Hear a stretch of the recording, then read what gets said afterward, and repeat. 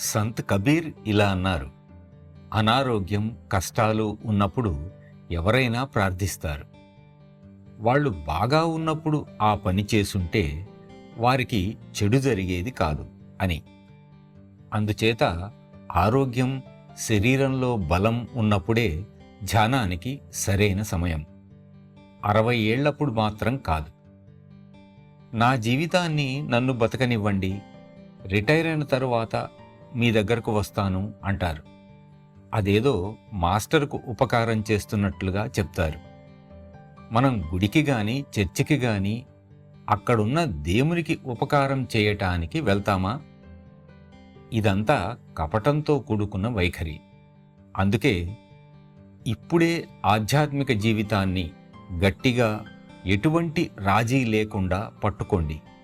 దానిని పట్టునుంచి విడిచేస్తే మీ జీవితానికే ప్రమాదం. ఈ విషయాలన్నీ మీరు హృదయంతో స్వీకరించండి. మీరు అక్కడికి చేరుకునే వరకు దానితోనే ఉండండి. ధన్యవాదాలు.